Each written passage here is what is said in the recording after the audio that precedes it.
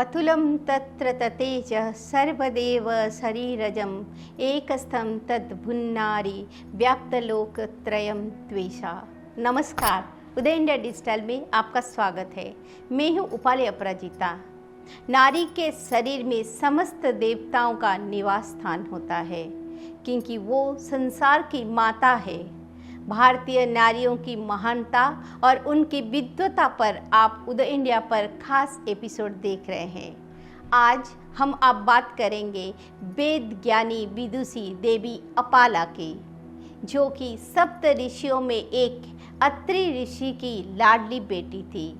उनकी पत्नी अनुसया के पतिव्रत धर्म की कथा हम आपको पहले सुना चुके हैं, जिन्होंने अपने पतिव्रत से ब्रह्मा, विष्णु और महेश को बालक बनाकर अपने आंचल में स्थान दिया था।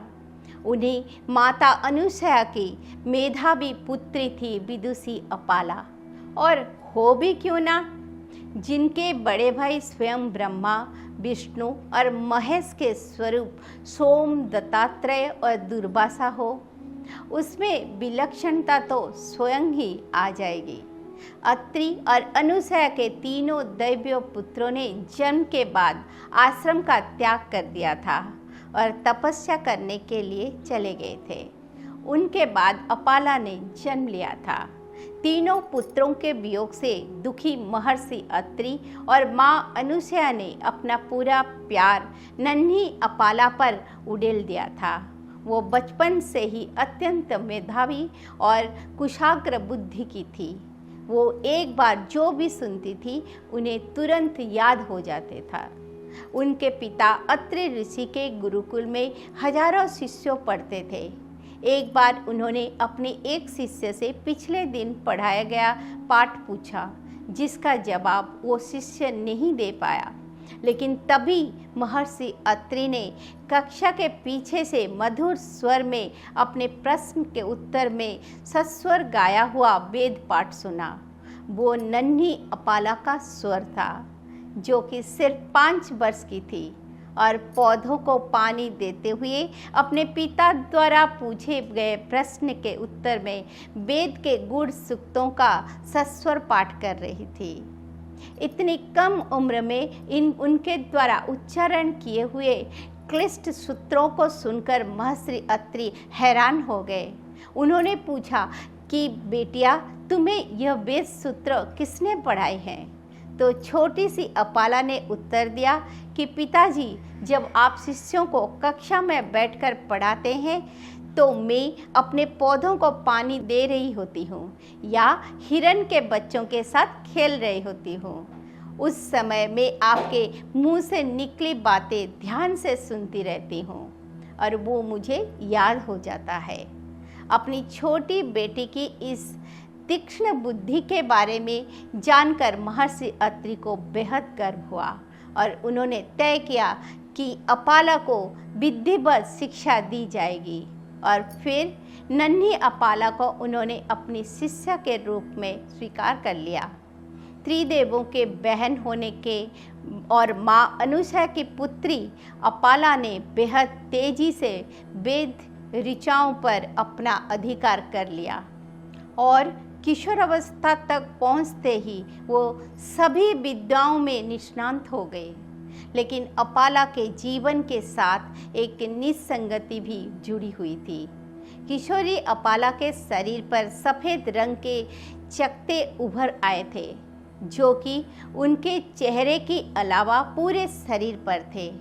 लेकिन अपाला वस्त्रों के आवरण में अपने सफ़ेद दागों को छिपा लेती थी, जिनके बारे में उनकी माता के अतिरिक्त कोई नहीं जानता था। अपाला के ज्ञान की ख्याति दूर दूर तक फैल गई थी।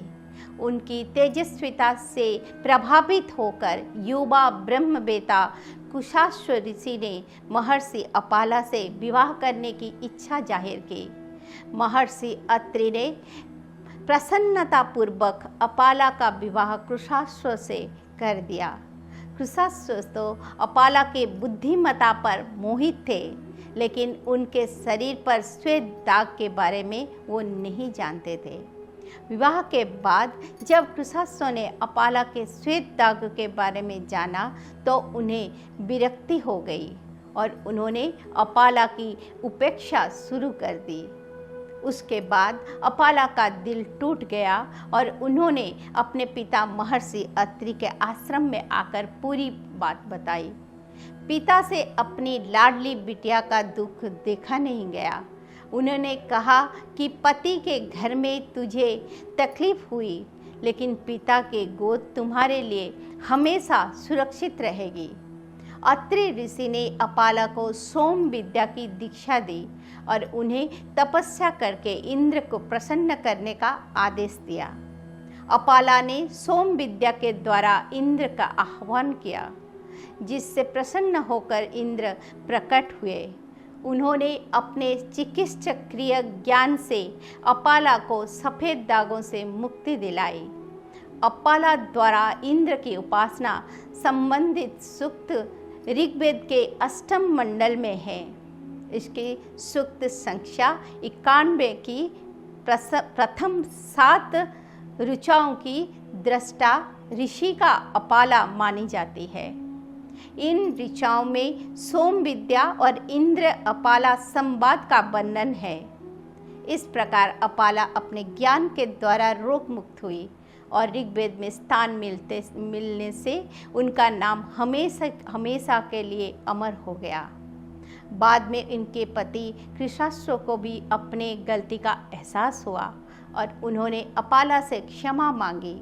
अपाला की विद्वता अपने समय के महानतम ज्ञानी ऋषियों से भी ज़्यादा थी, इसीलिए वो एक नहीं बल्कि पूरे 7 सूक्तों की ऋषि का बनी और संपूर्ण विश्व में सम्मान की पात्र हुई। अपाला ने अपने उदाहरण से दिखा दिया कि ज्ञान ही समस्त धर्म का मूल है। विद्या के उपयोग से बड़ी से बड़ी समस्या से मुक्ति पाई जा सकती है और हिम्मत नहीं हारनी चाहिए। विजय अवश्य मिलती है। वेद ऋषि का अपाला की जय, सनातन धर्म की जय।